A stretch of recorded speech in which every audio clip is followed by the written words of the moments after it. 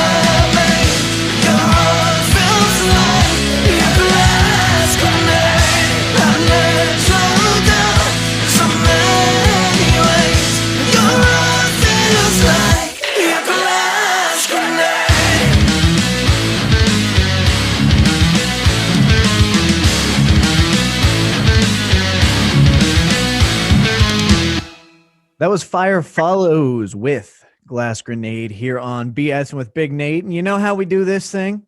We play the track, talk to the brains behind it. Of course, joined today by Chris of Fire Follows. Chris, thanks for joining me.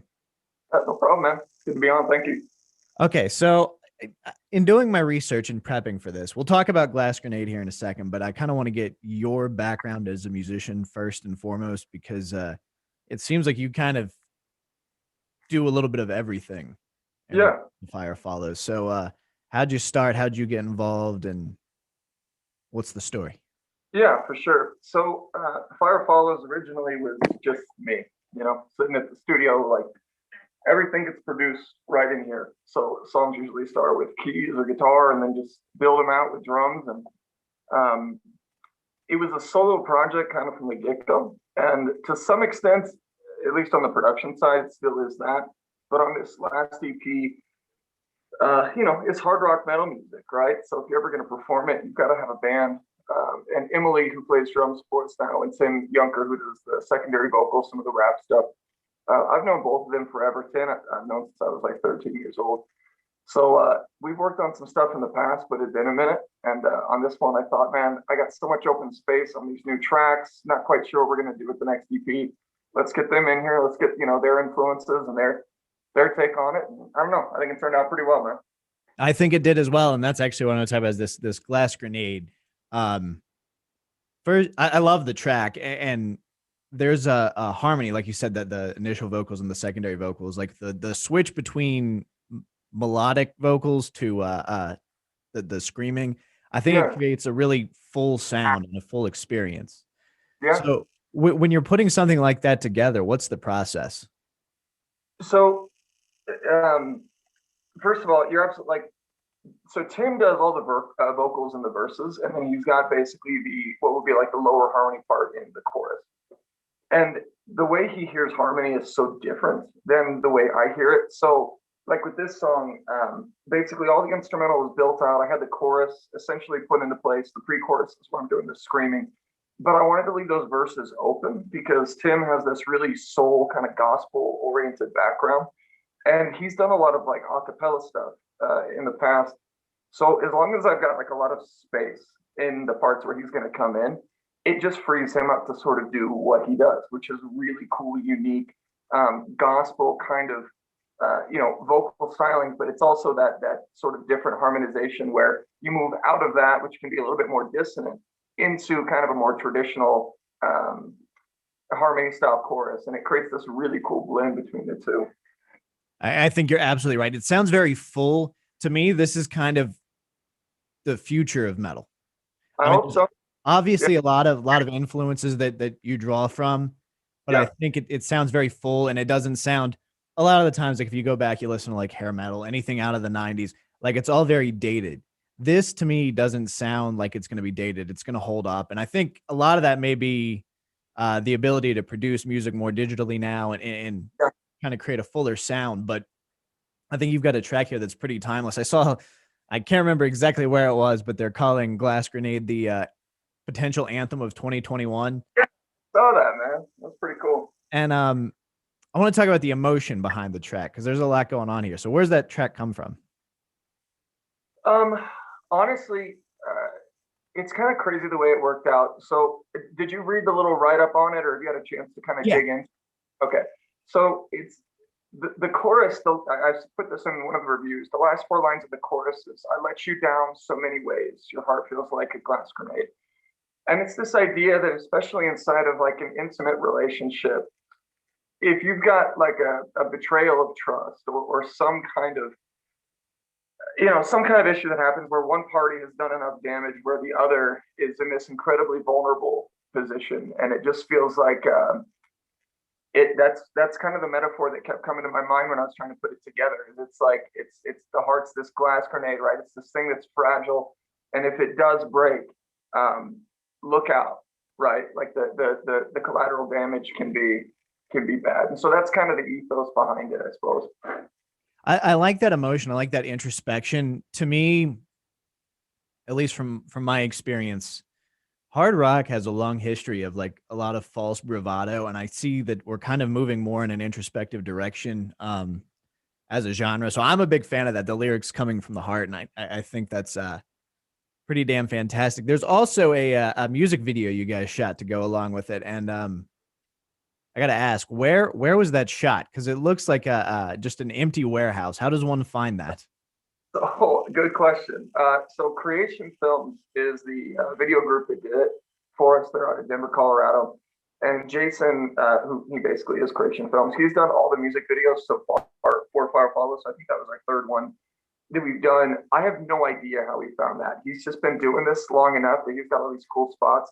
I think honestly, he was able to find a friend of his that works for a guy that owns the warehouse. I don't think the guy that owns that warehouse had any idea that we were in there. I think his buddy just said, "Hey, throw me a few $100 and I'll give you guys the key and let you do the thing for the night." So it was a really cool spot. What's crazy is, and you can't tell us obviously from the video, that building is probably, it's 5 minutes from being torn down. It's 3 floors, and as you're walking through, like if you misstep on one of those beams, there's a good chance you're going through the floor. So we were literally tiptoeing around this place the whole time, trying to make sure that we had like at least some kind of confidence in the areas we were stepping, I've definitely been in my fair share of places like that. I think a lot of, and it's really cliche to say it, particularly you see it in movies, that like watch this movie and New York City itself's a character. And I think it's really cliche to say that. However, that location, that scene matches the song so very well. So I think fantastic accomplishment. I also want to talk a little bit about your, it's kind of like a DIY mentality. Of course, you were the brain behind Fire Follows, and then you brought in Tim and Emily. Yeah. What keeps you driven? I don't know how much time we got. I don't want to go too deep into it, but are you aware of like the prosthetic vocal cord that I had put in a while No. back?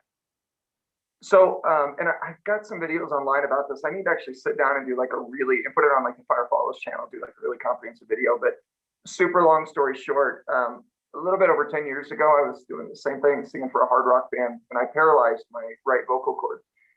And I couldn't sing, couldn't speak for like 6 or 7 years. It was completely gone. And so during that time is when I really started pouring into guitar and pianos and drums and production and all this stuff.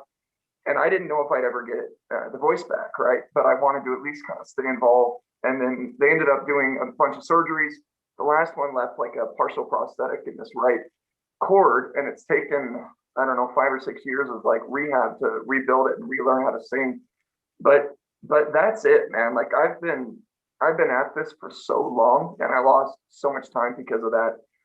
That I think I just got to this place where I was like, if I don't make this happen, it's never gonna. So there's just a lot of fire that comes from that. Oh man, I had no idea about the prosthetic vocal cord. That's something that's wild. Like I can't even. My biggest problem, as you can tell, I wear glasses, is I'm as blind as a bat. I've got macular degeneration. And I'm told I'll probably be. Actually, I was told I may be blind by the time I'm 30. We've made it. I'm not blind, and it seems to have slowed down. But like, I can't imagine not being able to speak. Like that's pretty impressive that they were able to do that, and that you've rehabbed and come back from that. So really glad you shared that with me. That's pretty wild. Something else I want to talk about. You guys are killing it on social media. You have this motto. That's not really the right word, but there's a lot of accessibility to Fire Follows, and that's kind of how I found a lot of this out. So do you kind of just structure it to where, man, I got to get a video out, or is it just kind of natural? No, it's just because I'm afraid of not doing enough, to be honest with you. Like I just want to make sure that anyone that, learns who Fire Follows is, whether it's just like a prospective fan or if it's an industry person, I want to make sure that when they're going to our sites and our pages, they see how much work we're putting into it, and in the past, of course, this has been 100% me, but since I got Tim and Emily in, it's been so nice to just be like, hey, you handle Facebook for the next week, right? And they're doing an amazing job posting and just, even if it's simple content, right? Like Tim's been doing some, just, reanimations of some of the photos we had from one of the photo shoots, and they look freaking awesome, Yeah. and so he's breaking stuff like that out. And I don't know, we just want people to feel like they can send us a message, which they can. Like the channels are all still small enough. Like if you send me a message on Instagram, you're going to get a message back in like 5 minutes, So. No, I love that accessibility. It's definitely been one of the better things about technology as we progress. I mean, social media, of course, has its negative points, but I think there's also a lot of positive to be taken out of it. And I love that mentality that you guys have. I do want to ask, I know Glass Grenade just came out, but what's next? I see you are currently in the studio. Yeah, so and I'm always in here tracking, like this is what I love to do, right? So like, this is just it.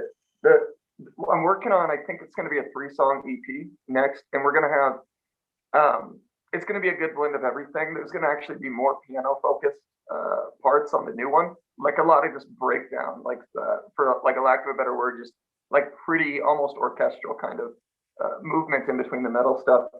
As far as this EP, I thought that we were going to release it as a 5-song last year, and then with COVID, everything got so fucked up. Sorry, so much. Good, okay. So I think we're just going to do singles. We've got 3 more songs on the EP. We had Black and White come out late last year, Glass Grenade on this one. And then there's 3 more tracks. And I think just every like 4 to 6 weeks, we'll drop the next 3. And then hopefully by that time, this is all done and we can figure out how we want to release this too. Well, we are looking forward to it. Been chatting with Chris from Fire Follows. You can find him online, firefollows.com, Facebook, Twitter, Instagram. Have you guys made the YouTube? Have you guys made the segue to TikTok yet? So I put a few videos up on there, and I have no idea what I'm doing. So like, if you go to TikTok, I guess you can find a couple things, but I don't even know where to begin. Yeah, I'm not as well. We have a younger gentleman working here as a part-time board op, and he keeps saying, "Dude, you got to get on TikTok." Dude, I've barely figured out Snapchat. Let's calm down here before we roll out. I've got too much to track. Yeah, for sure, man. You can make us a TikTok. You make it happen. Go for it. But it's just. Well, that's funny. Like, there's a new guitarist that has been reaching out to us that we might bring in. And he's probably like 22, 23, which is fine. And like, if he's got more experience on that kind of stuff, like TikTok, I'll just be like, dude, this is all you. Start posting, do whatever you're going to do on that thing, man. I don't even know where to begin with that. Exactly. Well, Chris, thank you so much for joining me. Glass Grenade out now. You can find it on Spotify. Where else can they find it, actually? Everywhere you can. It's even on TikTok. Even on TikTok. Spotify is always my go-to for finding, which is probably bad because they don't really pay as well as they should to the artist. Right. But that's a conversation for a different day. Chris, I'm very glad you joined me, and you have yourself a lovely day. Hey, appreciate it. Thanks for having me on, man.